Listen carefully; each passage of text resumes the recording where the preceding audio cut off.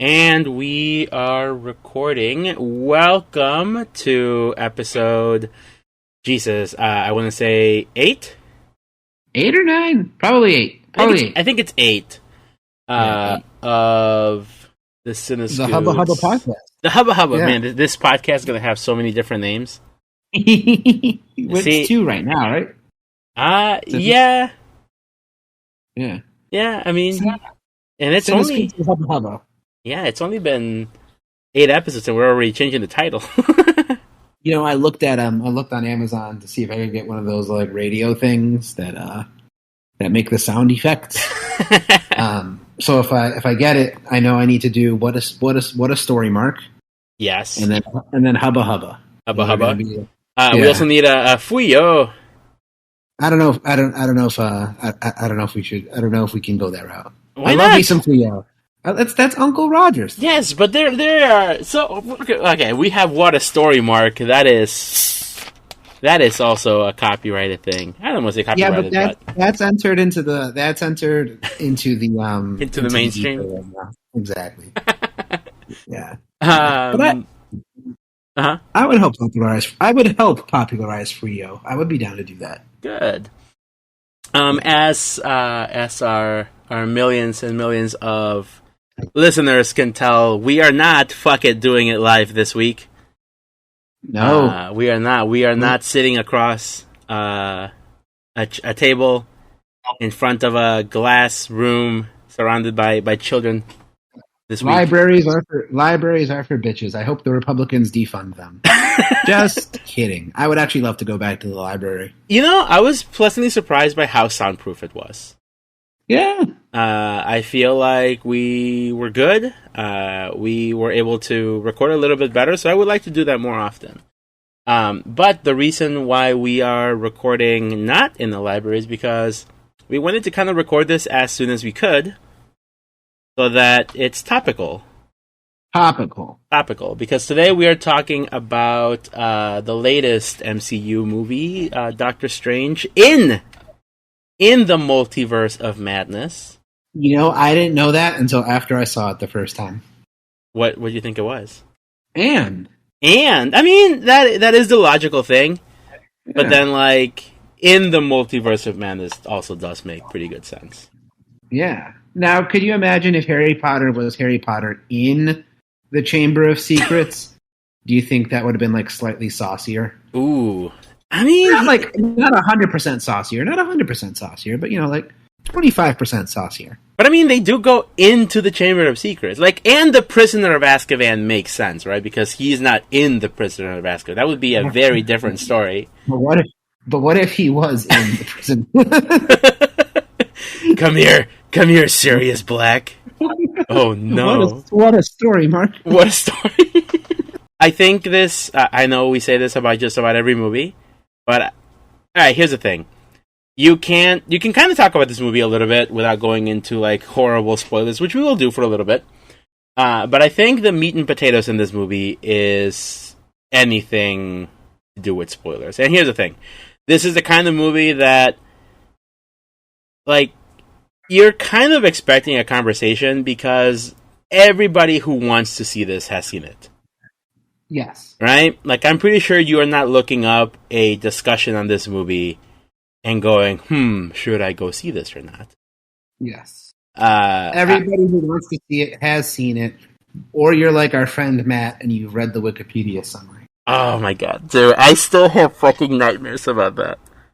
I know it's not a big deal, but to me, and he is a lovely boy. I do love me some Matt.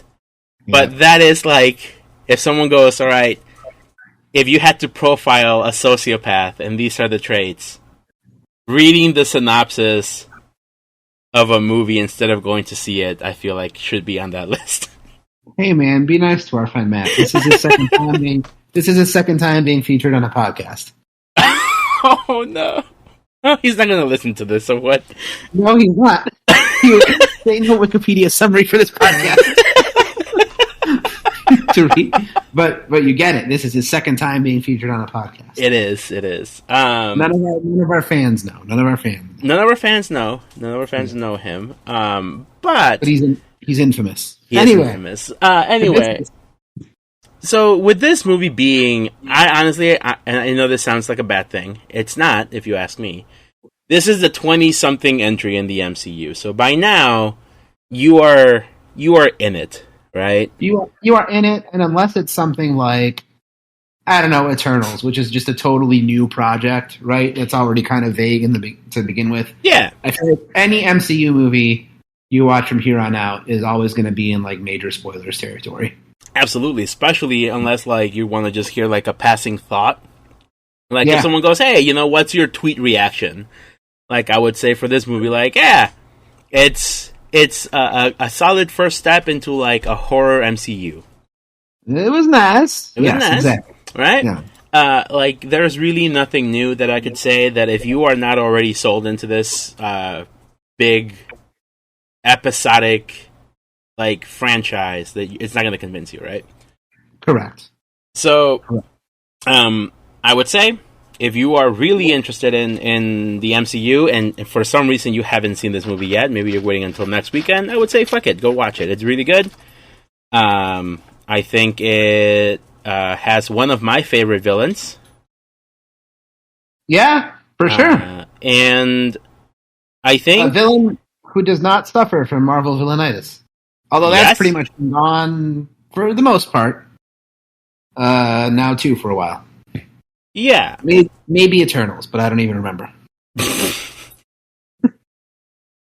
I don't think I talked to anyone about Eternals other than like our core group, and even that was like one afternoon, like in a texting session. Yeah. So I would say, yeah, go see it. But now for everybody in the Cool Kids Club who's already seen this movie, I would say I am hard pressed to put this anywhere below like an A on like a tier list. Mm-hmm. Like even A would be like if I'm like nitpicking at things. I think I would put it in like an S tier of the MCU movies. Yeah. But I would be hard pressed to find any reason for it to be below that. I understand that some people are upset, which we will discuss. But how do you feel about this movie? So my gut tells me S tier. And I want to sort of temper my expectations, right? I think, like, maybe ask me again after Love and Thunder, after I've seen another Marvel movie, to see if this really is just, like, good movie jitters that I'm experiencing. Mm-hmm. But I really loved it. And it's interesting. So Doctor Strange 1, I also loved when it came out. I rewatched it sometime around Christmas last year.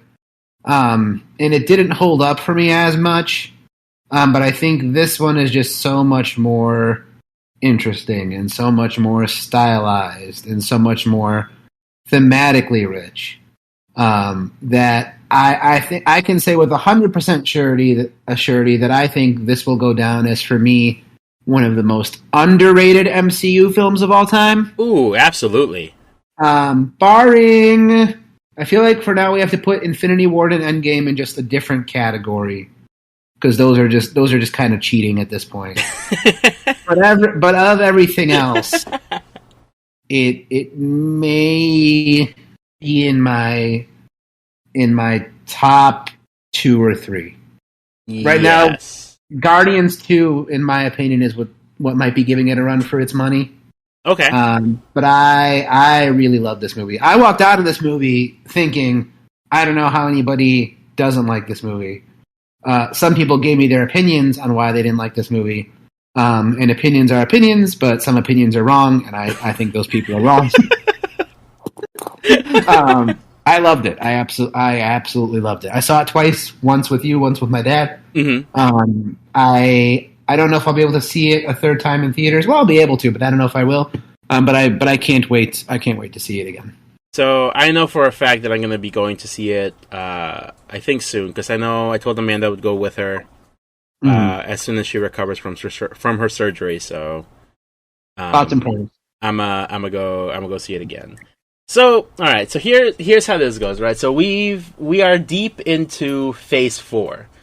Right. So far we've had Black Widow, Shang-Chi, Eternals, No Way Home, and Multiverse of Madness, right? So that's 5 movies, right?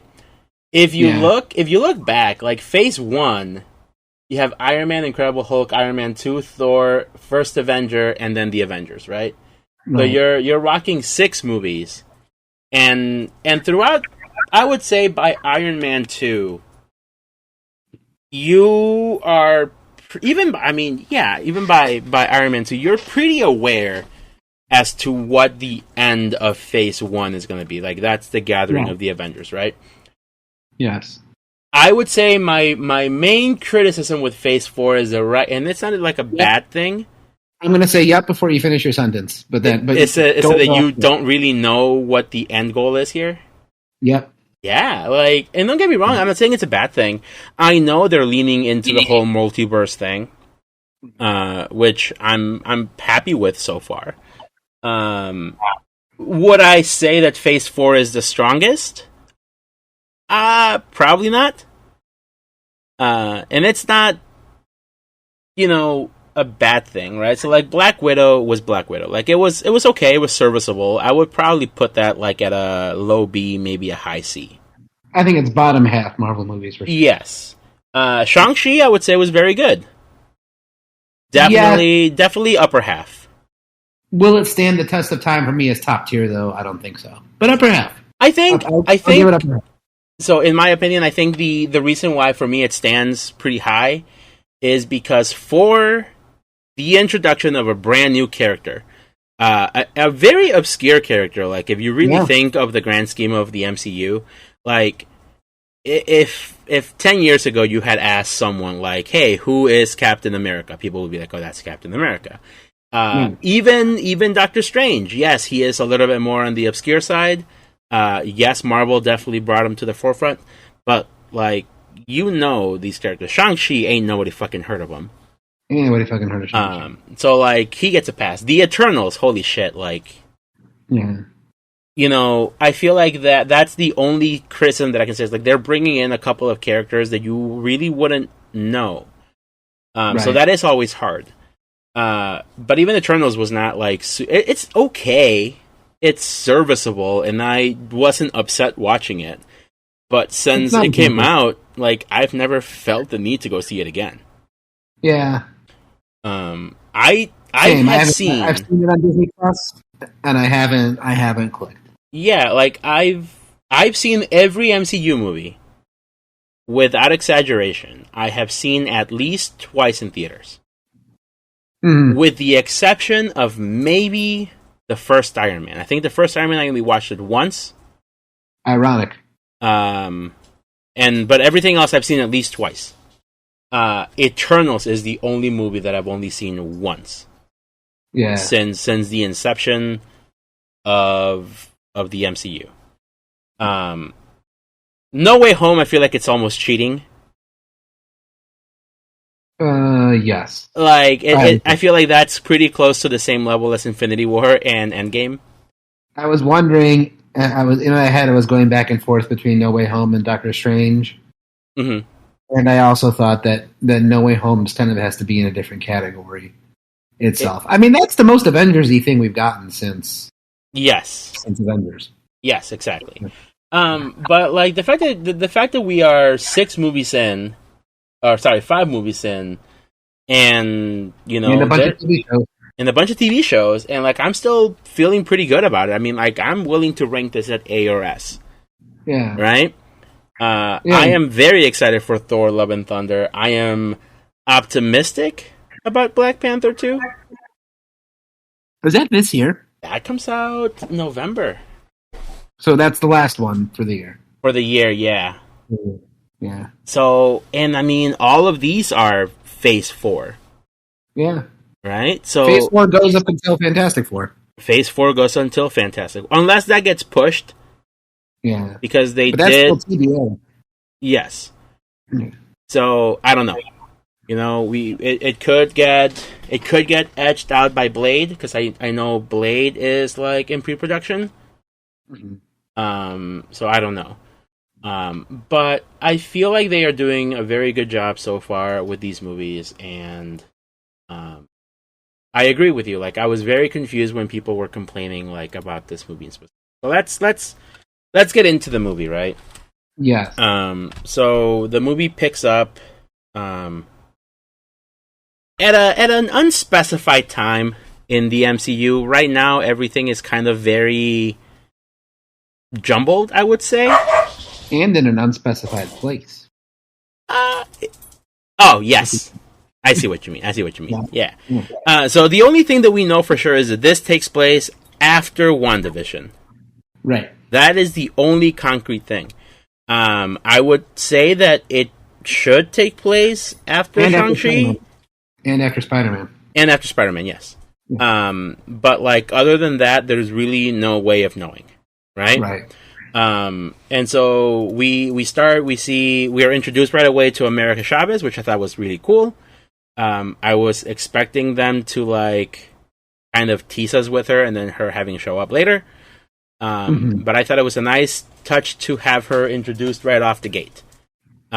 You kind of get a feeling for what her powers are and kind of what her deal is, what she's trying to do. She's trying to escape from some weird Dementor-looking monster, right? Yeah.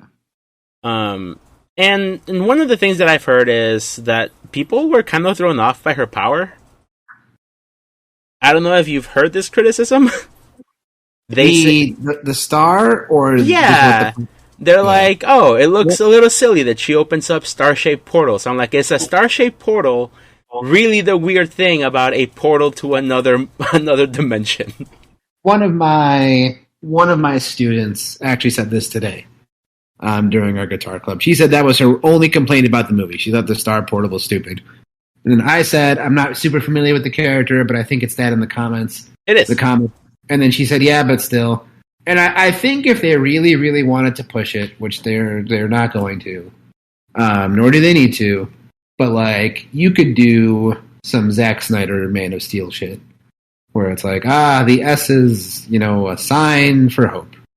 And maybe, the star is some universe's sign of something. Like, you could finagle some dumb lore shit as to why it's a star, but I don't need it. No, but I mean, I think even for, like, comic book accuracy, it is a comic book accurate thing, and it does have something to do with where she's from. Oh. Because, like, if you remember when they show her mothers, they have a star on their clothing. Yes, you're right. So it has something to do with her world. So that's my thinking. I don't think that it's ever been seen as a, like, oh, America, fuck yeah, type of thing. So that I feel like it didn't bother me. If anything, I think it looked kind of cool the way it looked, almost like shattered glass. Yeah, like it looked like you literally, like, broke a star-shaped hole in like a mirror.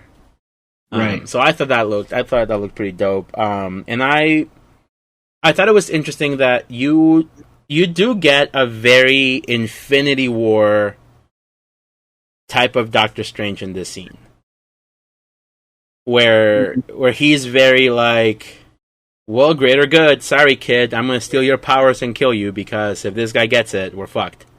And that's the baton this movie is picking up, like, to give Doctor Strange the arc. Yes. And I love during the wedding scene how the way Dr. West phrases that question. Because we all know, or at least we've been led to assume, right, from Infinity War, that was the only way. He did the magic, and he calculated the only way that they could beat Thanos. Interestingly enough, we do see in other universes there are Thanoses, and he does get defeated in other ways. So that does kind of, at least, even if it doesn't, even though I still believe that in this universe that was the only way, it does kind of, like, still toy with the ambiguity of whether his decision was the right decision or not. But I mean, he makes it hit very close to home. He's like, yeah, I lost my cat, and then you laugh. And then it hits you with the zinger. He's like, I lost my brother, like, during the thing. Are you sure this was the only way? And he looks like super disheveled and, bad hair. Yeah, like someone who's had to deal with the repercussions as an average citizen, right? Yeah. Like he's not a super powered guy who, doesn't really have to deal with a lot of those huge consequences, right? Right. And that, I was wondering about that. I wonder if that has something to do with the idea behind Loki and like the TVA. Right? So, like the idea that almost like before He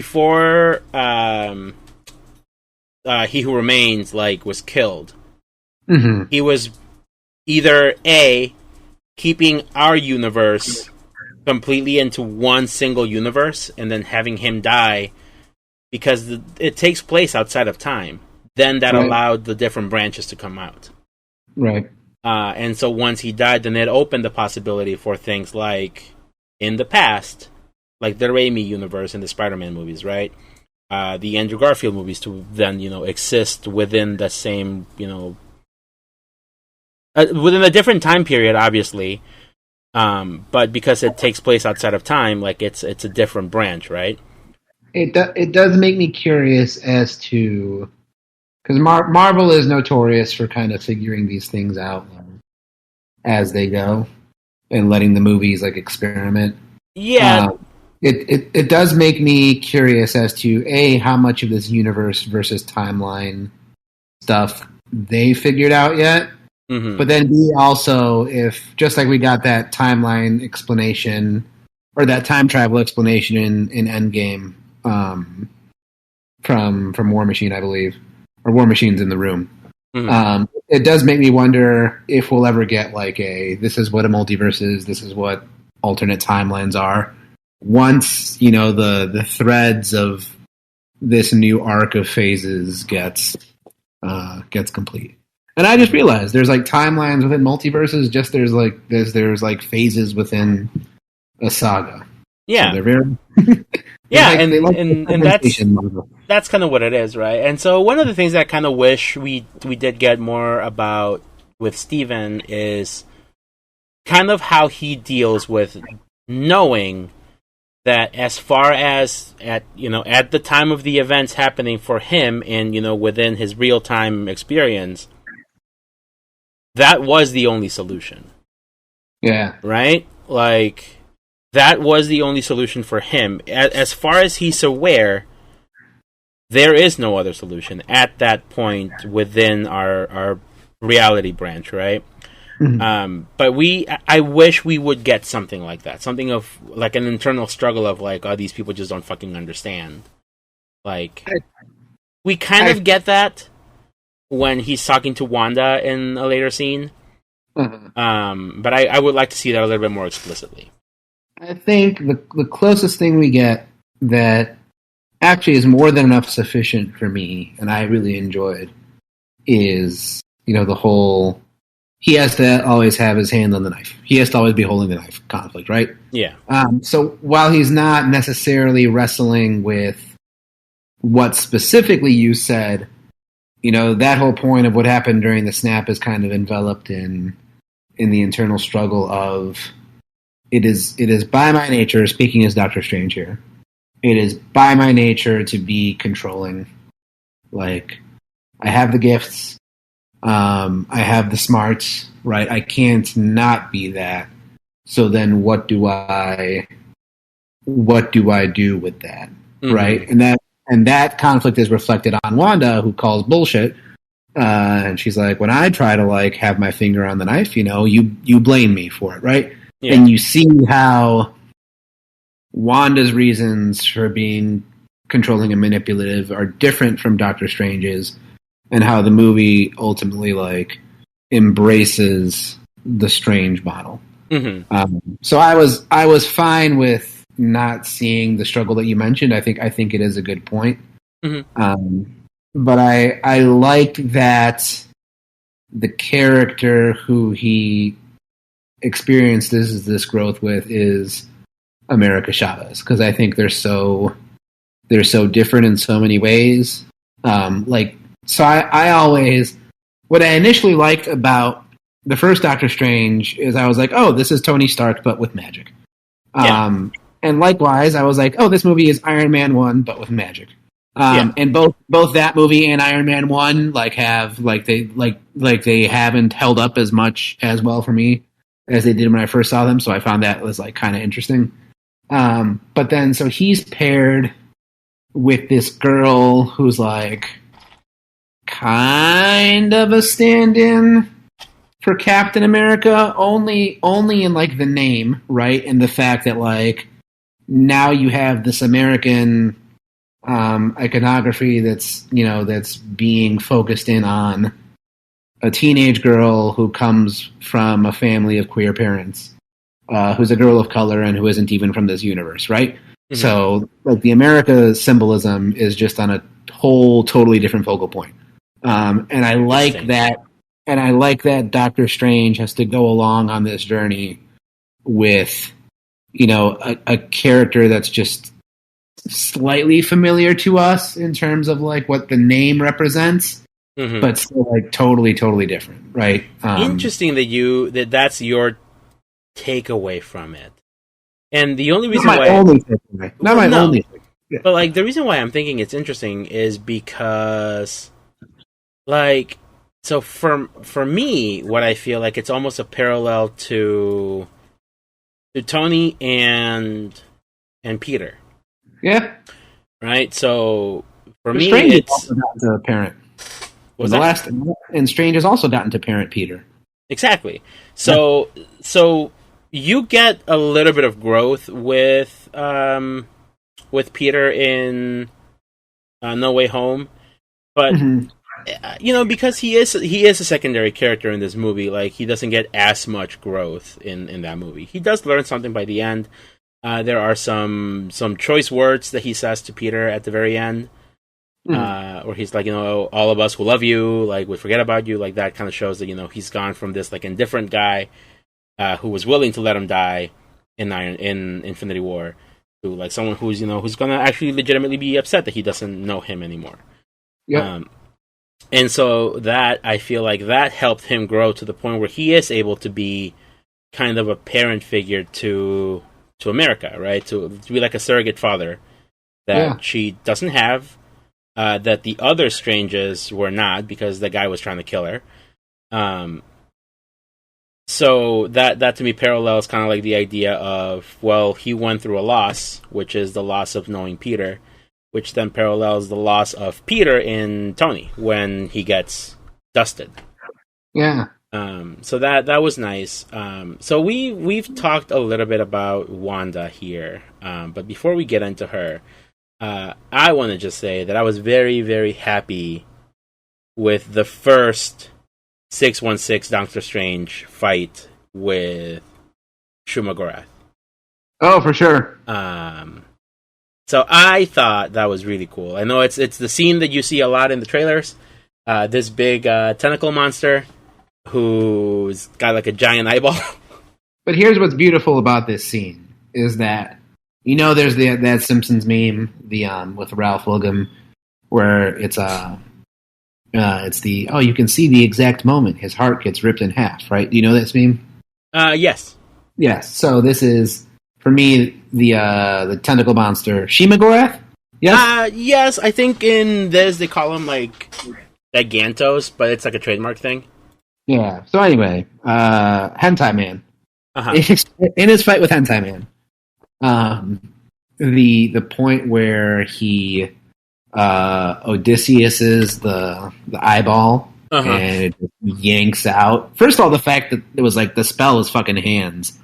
Like they look dope. Like they have like spikes growing out of them. They look dope. And pay attention to Harry Potter movies. This is what your magic should look like. Yes.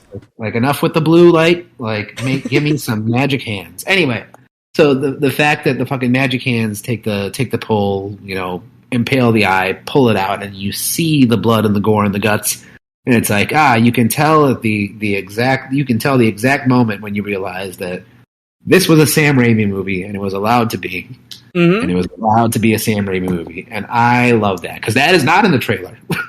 It's not. No, like you know, my assumption was they were gonna basically blunt force trauma this thing until it stops moving, or they were gonna zap it somewhere else, or they were gonna do something like they would cut it in half with like the saw that you see in the trailer, and there would be nothing. Just it would disintegrate or something, right? I was not expecting like an eyeball to be ripped out and for it to. Pop. You know, it fucking pops, which A is disgusting, and B, like it's a photorealistic eyeball, right? Like it's got tendons and shit. Yeah. So like that was really, it does set the feel of the movie from the very beginning, right? Absolutely. Also, in the very beginning scene where Defender Strange, he gets his leg gets like impaled. Yeah. And then there's a big zoom on like the leg wound, and it looks fucking disgusting. Yeah, you cringed. I did. I was like, oh my god! Like I was not expecting it. You cringed at that and at the puddles of water in the. Because and that's the thing. It's nothing. It's nothing new, right? You just hate wet feet. That too, yes. But there's something about like seeing something like this unexpectedly, right? Yeah. So, you know me, you know I love horror movies. I sometimes the fucking most like more degenerate the movie, the better for me. So I've seen some shit. But seeing even something that's mild, by comparison, where you're not expecting it, kind of throws you off. For sure. Right? So, like, seeing a giant open wound in the Marvel movie is not something that I'm expecting. Seeing a giant eyeball be popped out, it's not something I'm expecting. So, like, it does catch you off guard, like, the first time. So yeah, like, you know, that sets the scene right from the beginning.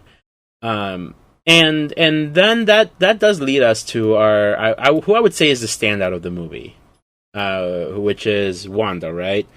They kill the tentacle monster, and they say, "Oh, this shit is not sorcery. There's runes, which is witchcraft. So let's go talk to the witch." Which, as soon as they said runes, I was like, "Oh, I guess we are going full Wanda. Wanda is evil." And you hear the little WandaVision play on the theme. Yeah, I love that. It's good. The music is fantastic in this. We'll definitely talk about the music because that also is a big standout in this movie. But this is where we get into the controversy, right? This is where we get into the biggest criticism of the movie. I think I assumed that Wanda was going to be more of a threat than people thought. Because, I mean, as someone who's kind of read some of the comics, I know the Darkhold. I know that it's usually not good when you're using it. Right. And they made it very clear for the end of WandaVision for them to be like, oh yeah, Wanda's fucking around with the Darkhold. Yeah. Like, your fingers don't turn black because you're doing something cool. Right? Like, that's usually not good.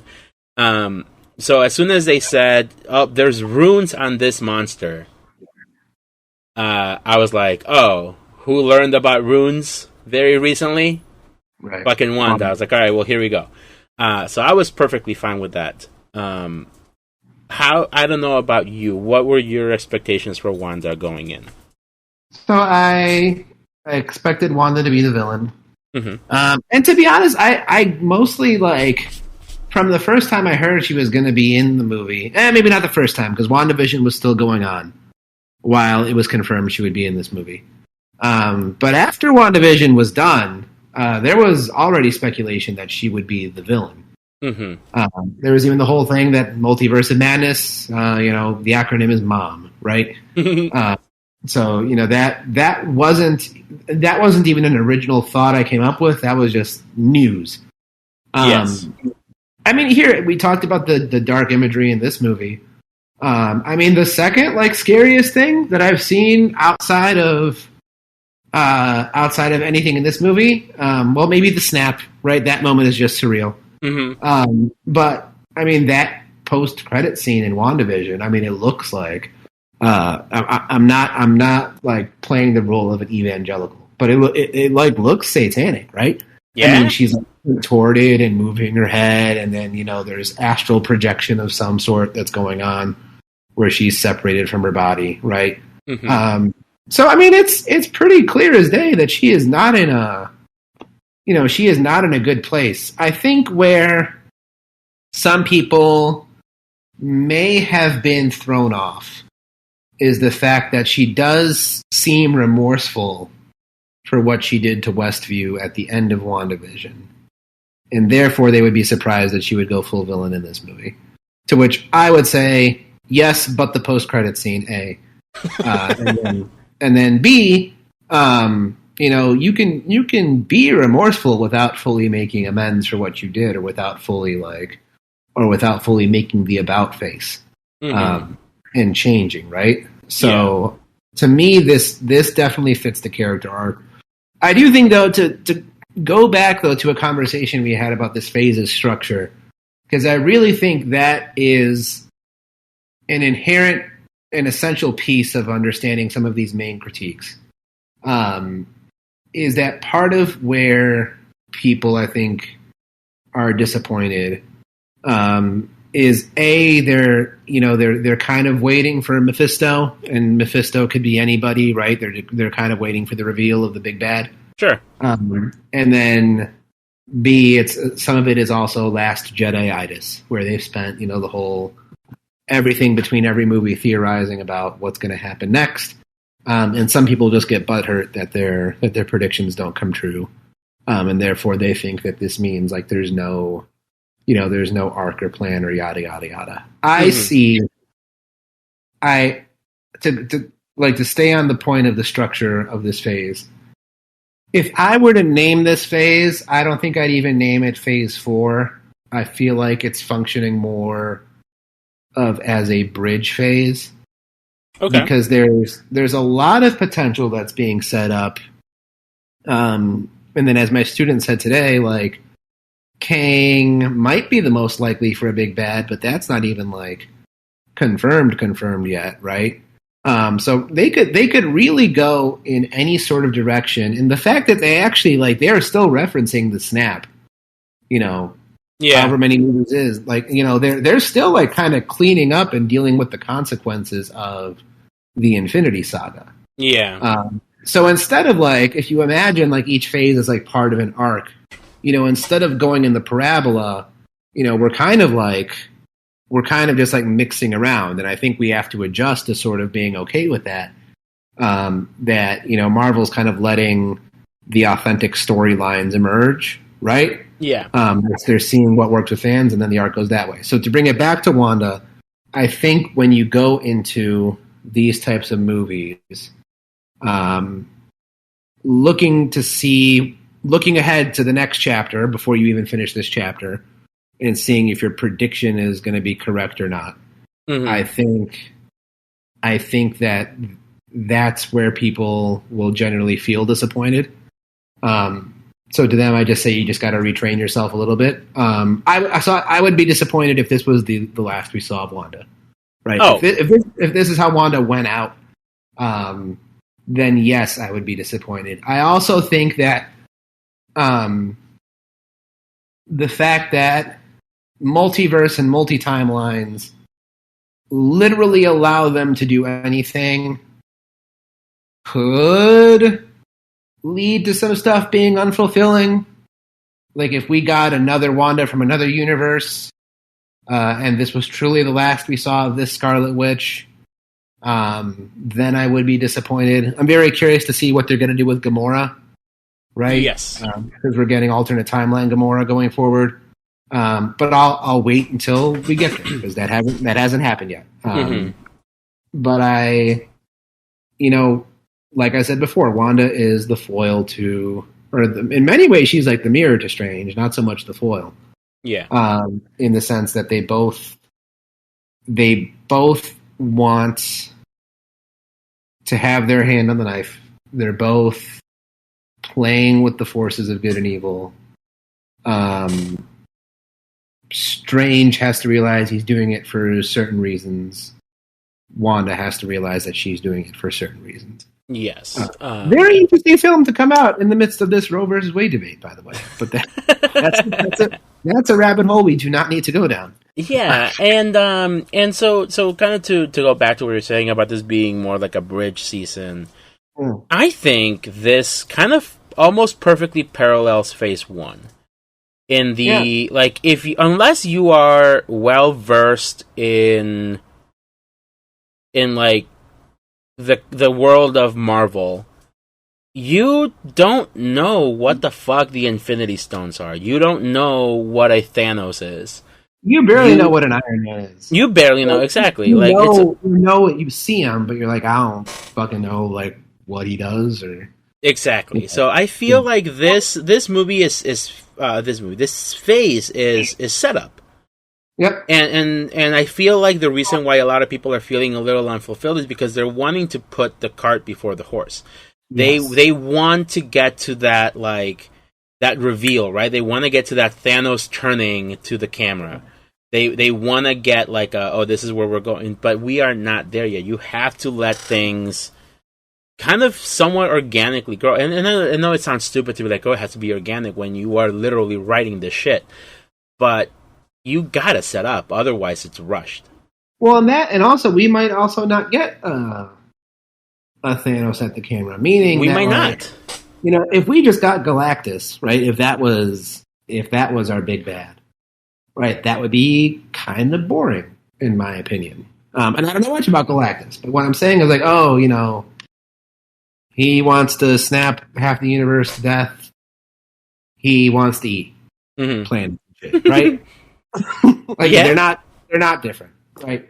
And maybe part of the setup is there's going to be many potential big bads. I don't know what the unifying thread will be, but that's an option. You might not have a pure Thanos character. Many people Wanda might be fulfilling that role. Kang might be fulfilling that role. Mm-hmm. We don't know if Doctor Doom is going to be in this yet, but he might fulfill that role.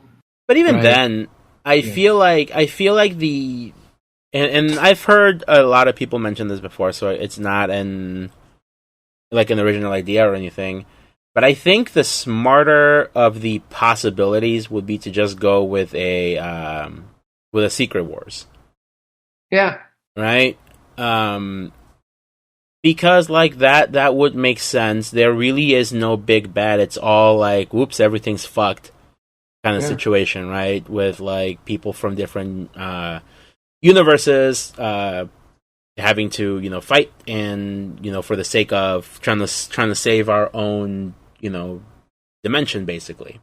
Mm-hmm. So I think while it's still developing, I think that's what I think would be the better of the options, because I don't think we need another phase or another saga with a single entity as a big bad, because like then you're just retreading. We don't need Galactus. Yeah, we don't need a Galactus. Yeah. I even think that expecting Kang to be the big bad is also not like the smartest idea here. Yeah. And notice what we're doing. Now we're even putting the cart before the horse. We are. Right. Yeah, even though it's kind of essential into addressing the critique. Yes. But yeah, I thought the Wanda progression to villain was natural and made total sense. And here's the thing: a lot of women viewers that I know who have seen this movie empathize with the villain. Yeah, right? Very, very much so. So some people think it's an unnatural heel turn, but I've seen multiple people who their first reaction to me was like, people criticize Wanda, but I get it. Yeah, fucking for sure. I am hard pressed to find anyone in the MCU who has had more shit thrown at her or him than Wanda. So like, if anybody deserves to have a big ass like majestic fall from grace, I feel like it's Wanda.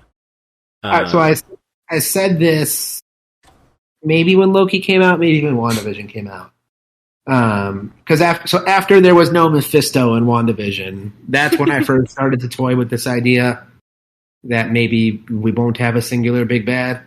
I think if there's going to be a parallel, I think Wanda may end up being Iron Man. In the sense that even though the Avengers movies and the MCU were very much ensemble casts, if you had to pick a main character, it was Tony Stark. Yes. Right. I think Wanda Maximoff might fill that role. Mm-hmm. I can see that. I think it would fit quite well, actually. Yeah. And so just to kind of keep moving a little bit. So one of the things that I really liked is that in this movie we really do get a chance to see like what Wanda can do, right? So they've always told us like, oh, Wanda can, she can do weird shit. I think that is the essential description that they give her in Age of Ultron. They go Quicksilver and Wanda, like, what's their deal? And I think it's Maria who goes, oh, he's fast and she's weird. Yeah. Now imagine if back then they tell you like she can literally erase your mouth. Right. So like I think it's really cool that we get to see her like show just how formidable she is, right? So I think it's very impressive that she's able to manipulate creatures from other dimensions and have them chase America through the multiverse. So that's already really cool. But then there's also the whole she's able to like bust out of the mirror dimension. Yeah. Relatively easily. In probably one of the creepiest scenes that you get in the whole movie, right? Which is when they're in Kamartash. She is stuck in the mirror dimension and she like faces through the glass like if it's water. And she starts using the reflections of like the puddles and the gong to like fuck with people, right? She like rips them into the puddle. Yeah. Which I thought was like the most perfect like Sam Raimi scene. The way the camera moves from the way that it's shot to like just how fast it is, right? So like you see them there 1 second, then you see hands pop out of the puddle and just pull them down. Well, and here's what also I loved about this, like that little sequence. So, one, it shows that even though Wanda far outmatches anybody there, Doctor Strange still has stuff he can do, right? He's not totally helpless. Yes. Once he's trapped her in the mirror dimension, there's that point where she like goes near that first spike. And if I remember correctly, she kind of freaks out a little bit. Yeah, she gets she kind of gets thrown off, right? Because like so she's standing in the mirrors, she's like seeing herself, and like as soon as she's about to make a motion, it like triggers something, and like spikes come out at her, and she like freaks out. Yeah. Then C, she has to use her intellect in order to understand that like, oh, it's she has to problem solve, right? So she has to find out that like, oh, it's the puddles over there. That's what I got to reach for. Mm-hmm. And then D, she becomes the horror monster, and then there's the contortionist. Oh, that was so fucking cool! Like seeing her come out of the gong. Yeah, and you can tell that like whatever it is that she was doing, it was damaging her. Yes. Like, it's not like she just comes out, like, all willy-nilly. Like, you can see that she is getting, like, ripped up by the glass, but she heals. And you see these weird, like, cuts on her face that just, like, regenerate, right? Yeah. So that was a really cool scene. And one of the things that you kind of touched on right now was that Doctor Strange does get some pretty cool new tricks, right? Yeah. A big criticism that I've seen, it was actually from a video that I saw today from someone who was not an MCU fan. But he's like, Doctor Strange is boring. All he does is make circles and portals. And I'm sitting there going, did you like not watch what he's able? Like he had, from the fight scene with Shumagorath, right, with the giant spike to the eye. Like he has these giant hands. Did you not see the campiest, most beautiful scene in the movie? The fucking music notes. Did you not see the fact that they can all also pull out like swords? Yeah. So like there are a lot of really cool things that they show in this movie. And we got a hint of that in oh Jesus, I'm blinking on the movie now. In Infinity War, where he fights Thanos, and like he does his own to hold up against Thanos for a while.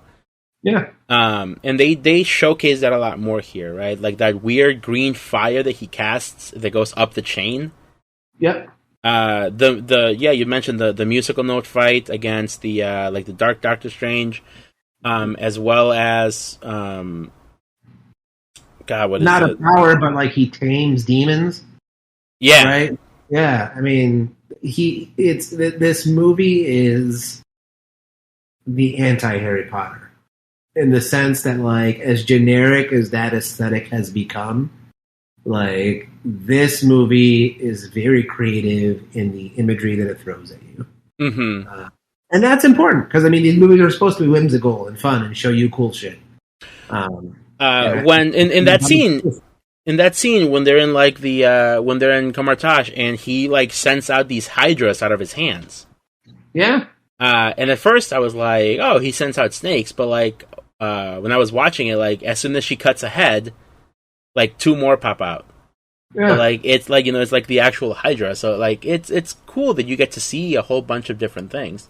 That, shows you that he's not just a dude whipping around portals and in a light, like, whip that, like, was basically what happened in the first movie, right? Right. So I thought that was a nice little extension for him. So let's go on to the other scene that people were upset about.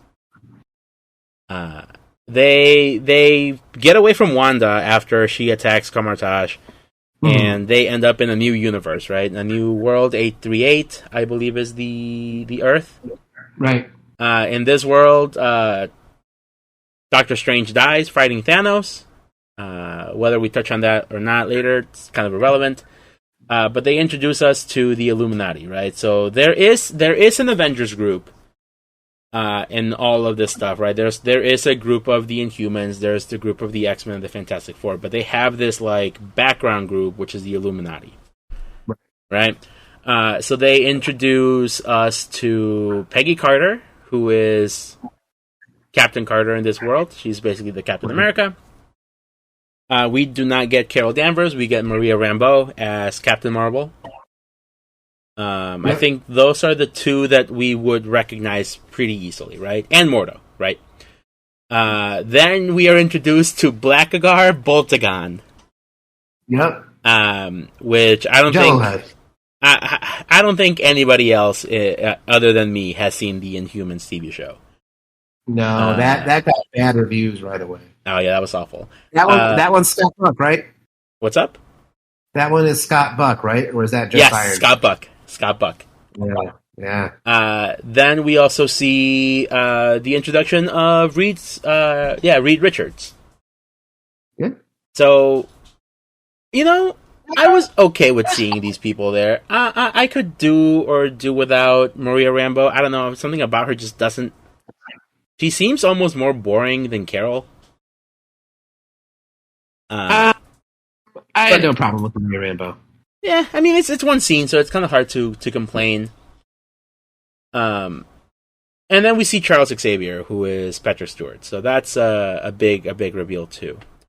Right. But people were kind of upset that they get introduced just for Wanda to, like, dispatch them. Well, part before the horse people.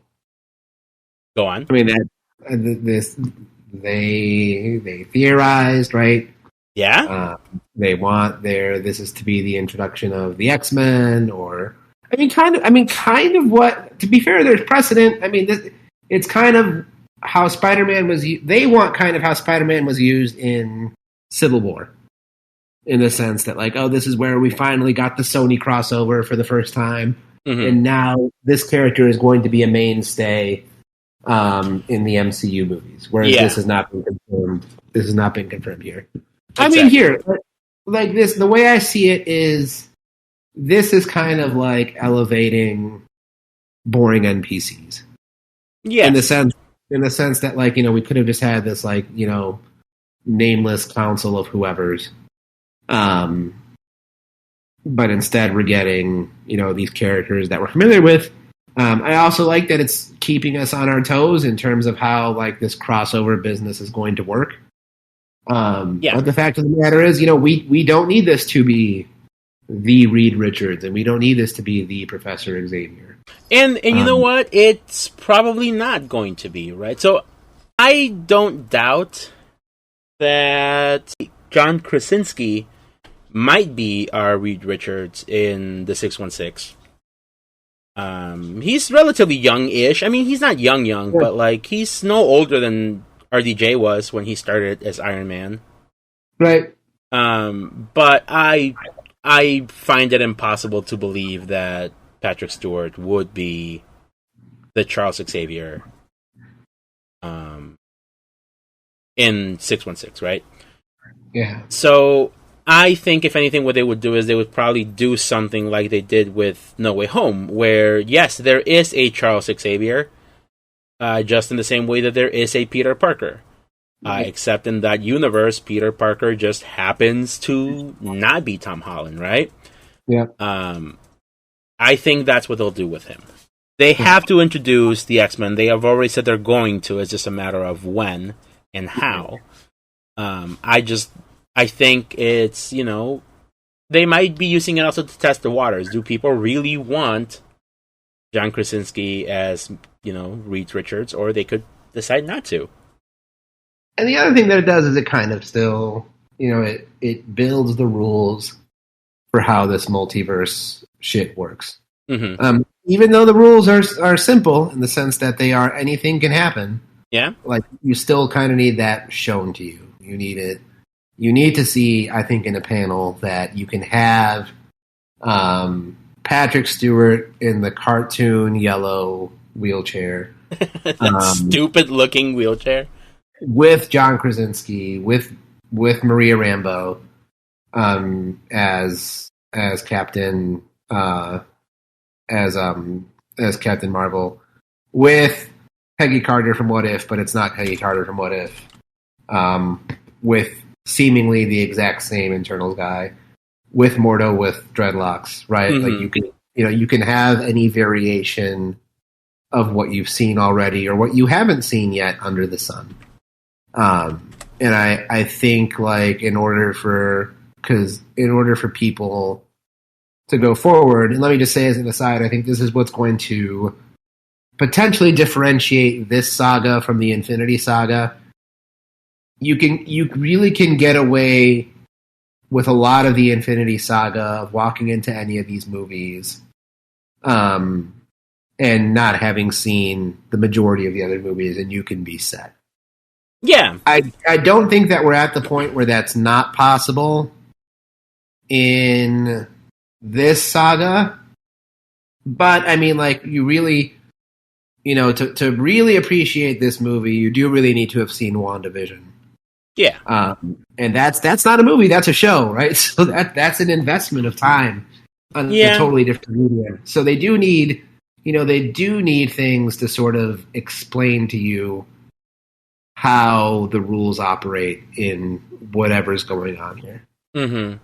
For people to not just follow along, but maybe miss all the TV shows, right? And only see the movies and then still follow along.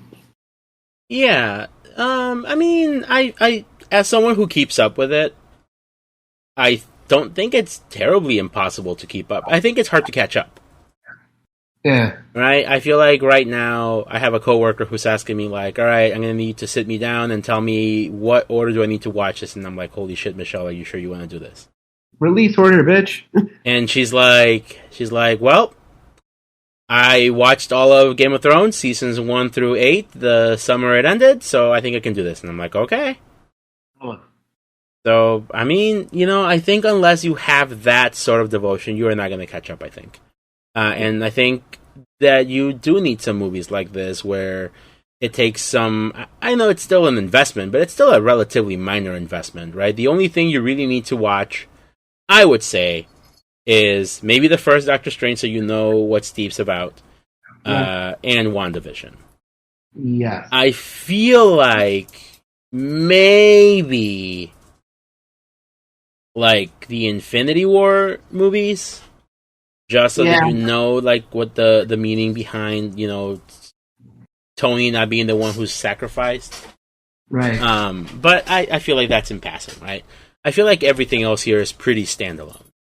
Yeah. Which is good. I think it's nice that they do have those sort of sensibilities here.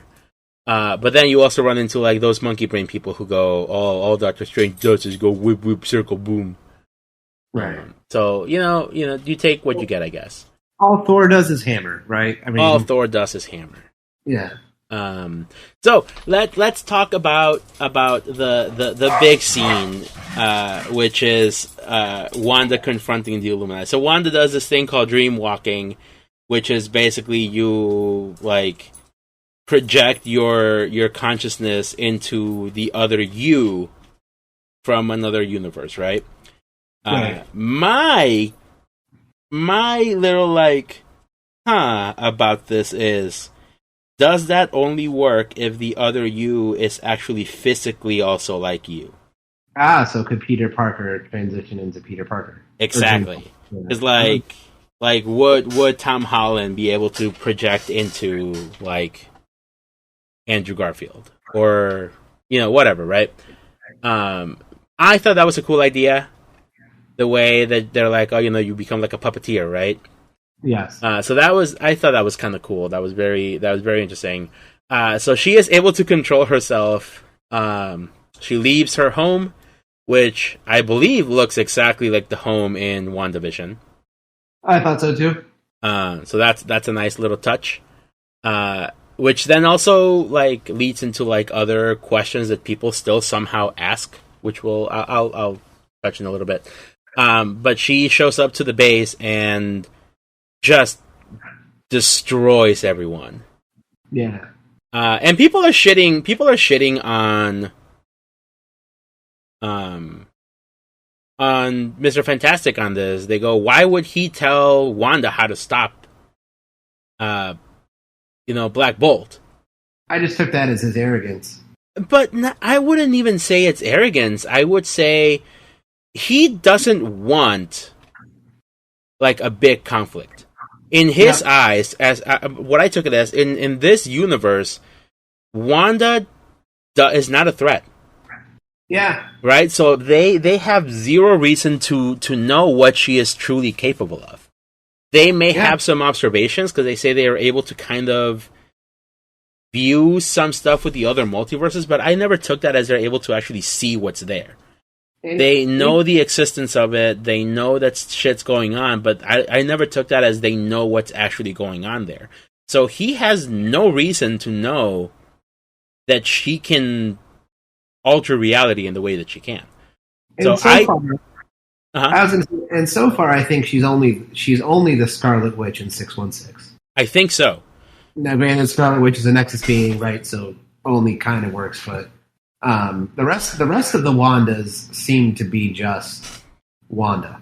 Yeah, and I mean, I think they all have the potential to get there, but I think it's the fact that our Wanda has gone through this ringer that she's able to get to that level, right? It's all that experience, right? It's all that shit that she's gone through, the thing that she's learned. There is no reason for him to know A, what she's capable of, or B, to actually hurt her. I think I took that as a warning, like, hey, this doesn't need to go down like this. This is what he can do. Let's not even get there. And so then I thought it was interesting that people kind of took that to heart way too much. And it gave us an awesome fucking scene. It's such a cool scene. Again, same thing. Just like with the eyeball, and I know that at that point I should have expected it. I did not expect it to be so fucking just brutal and savage. Yeah. like seeing his like helmet just like pop. Yeah. Was crazy. Like souffle. It was weird. And when he falls, I caught this the second time. Like when he falls and they show him like hit the ground, like his fucking brain jiggles. Yep. It's so fucking gross. And then we see Reeds just get like spaghettioed. And eventually like his head just pops. I think those two alone are easily the most like brutal things that we've seen. Yes. And then the Peggy Carter one I would not say is as brutal. But it's implied. There's something satisfying about the fact that, like, you know, she shows up to do her thing, and then okay, so this is one of the logical issues I'm going to see with Marvel that it's going to be interesting. You've got the magic heroes, and then you've got the guns heroes, right? And then like the guns heroes, like sometimes can kind of tangle with the magic heroes, but I feel like that gulf is just becoming wider and wider. So you see her zoop zoop zoop in her little jetpack, and you're like, what is she gonna do? Yeah. And then it fools you into thinking that she's going to do something for a sec because it's, you know, Peggy Carter. But nope, cut in half with the shield. Which it always kind of, you know, kind of makes you go, how resilient are these like super soldiers? Like, yeah, they're super soldiers, but like they can still get shot. Like there's multiple scenes in like the Captain America movies where like Cap gets shot in the ass and he like fucking faints.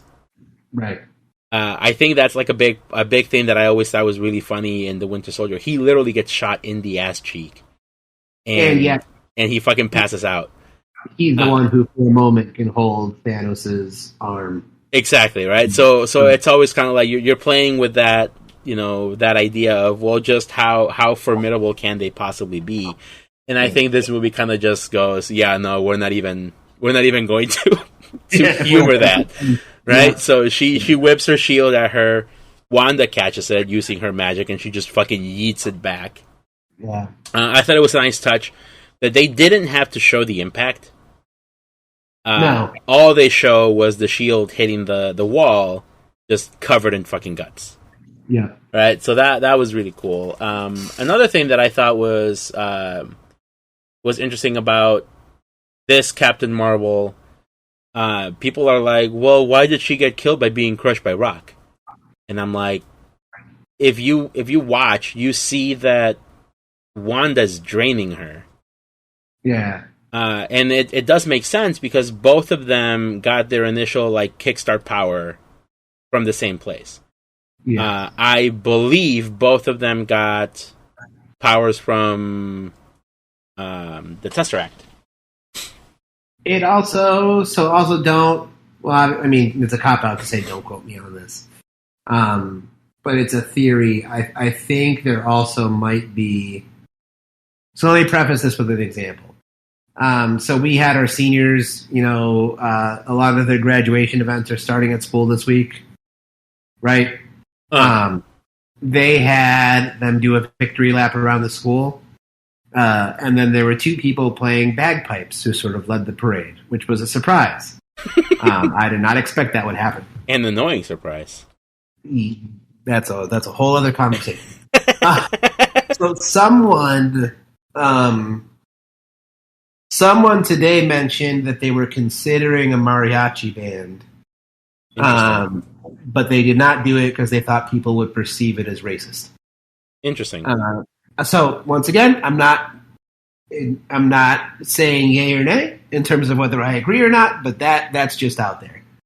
In a similar fashion, I wonder how much this was considered, and it may not have been considered at all.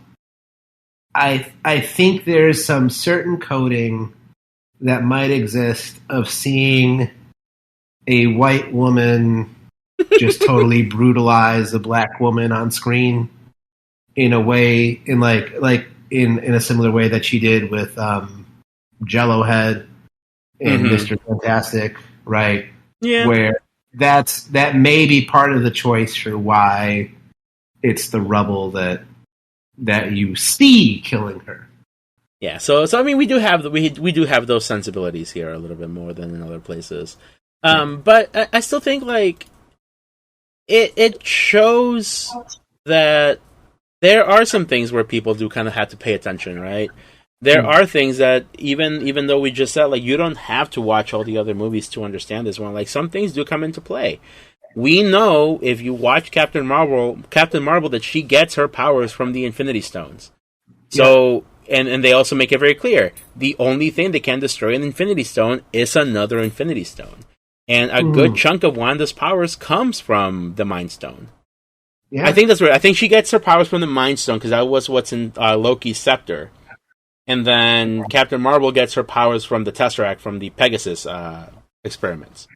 So, it was not until Endgame, maybe Infinity War. But definitely Endgame, that I knew that the Tesseract and what was in the Scepter were two different things. That shit totally went over my head. I think it's understandable for one reason. The reason for that is they both appear to be the same color. Yeah. So while the Scepter holds the Mind Stone, which is yellow. Like yellow, yeah. When it's in the Scepter, it's blue, which doesn't make sense to me. Yeah. So I think that is completely understandable. I thought it was kind of interesting that they didn't kill this Mordo, especially because this is not the Mordo that we are used to, right?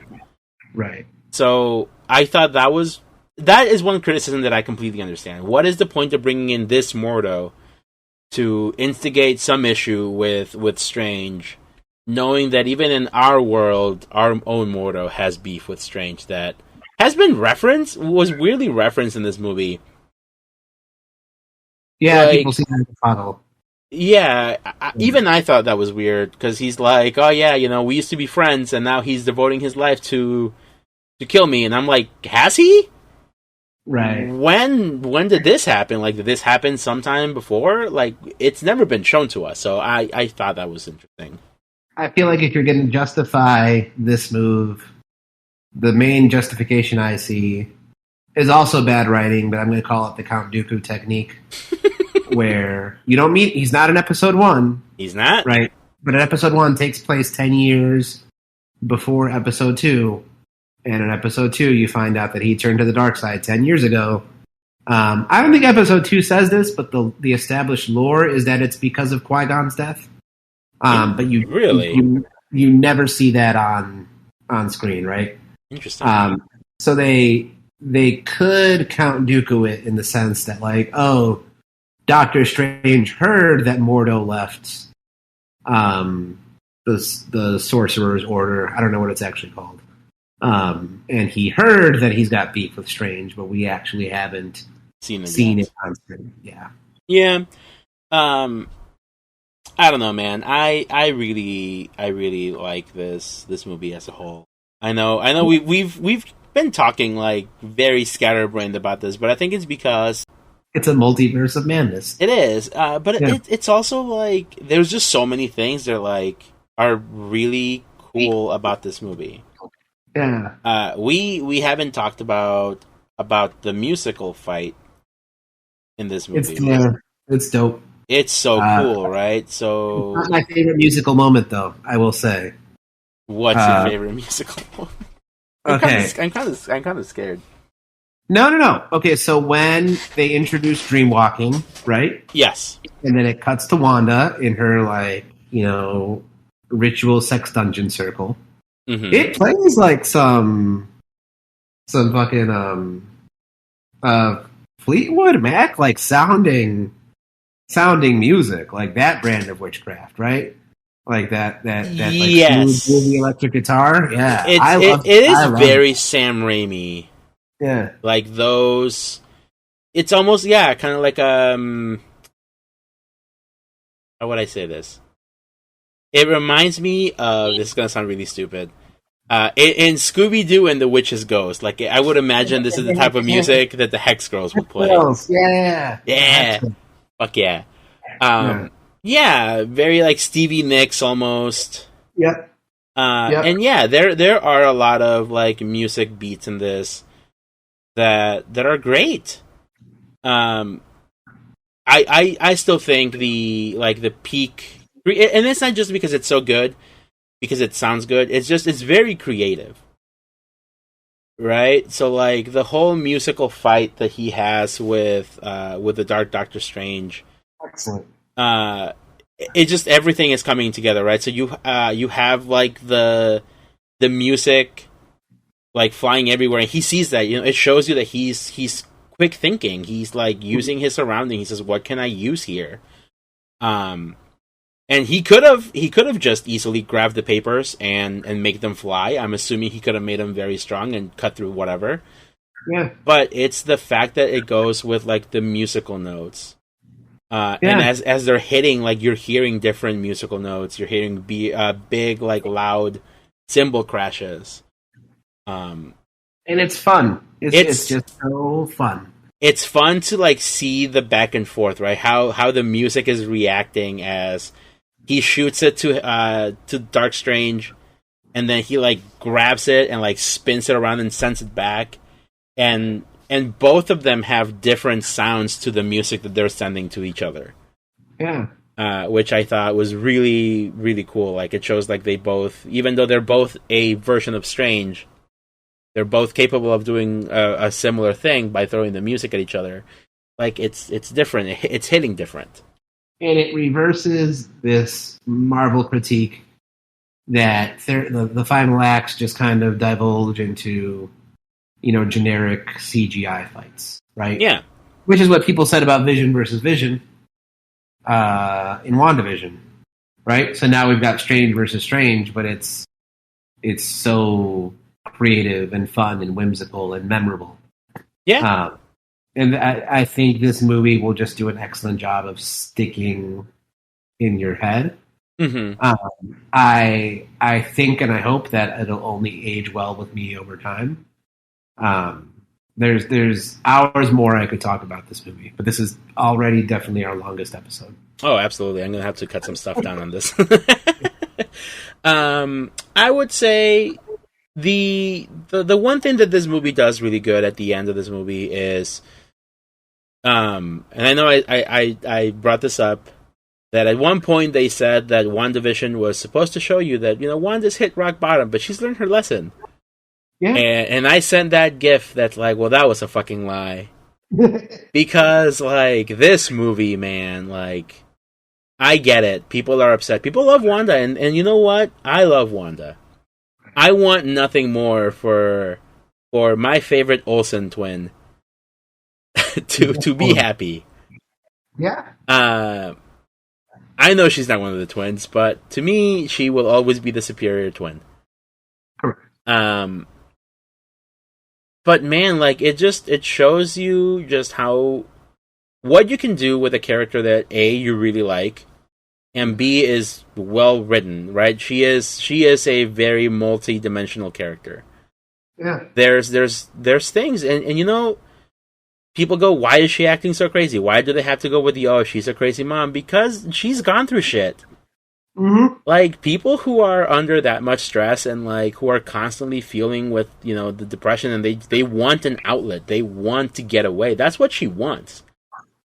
Yeah. Right? She may not be going about it the best way, but that really is all she wants. She just wants to leave this reality and find another reality.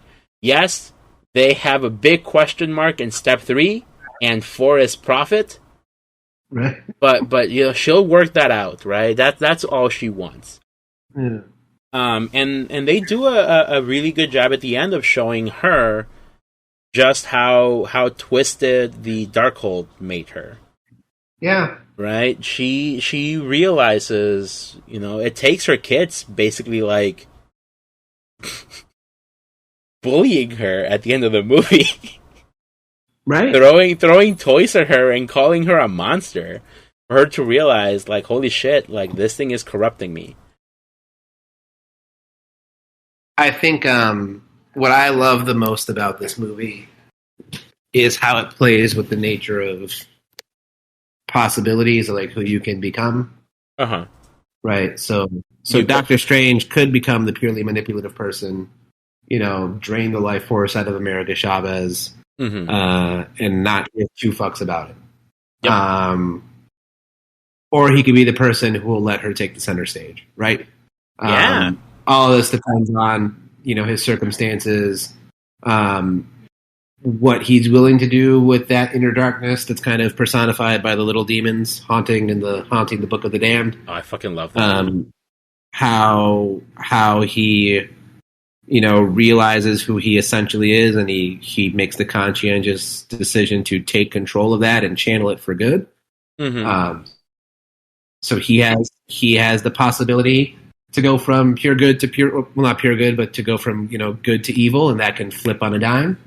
And Wanda has the possibility to live the life as a happy, loving mother with her kids, or she has the possibility to go, ravage another child basically for her own selfish desires. And it's kind of like that, it's the there but for the grace of God go I type of thing, right? Yes. Where you see that the monster is very much a possibility for you, right? That is something you can become, right? So what are the choices that you're making so you don't become that? But yeah, I love it. Other than that, I am really happy that I saw this movie. I am looking forward to seeing it again. Yep. This is going to be a good summer to rewatch this. Absolutely. All right, friendo. Friend. We will touch base. We will be back soon with another episode. We'll see what we watch next. Yes. All right. So until next time, I am Javier. I'm Hana. And we will be back in a couple weeks. Bye. Bye.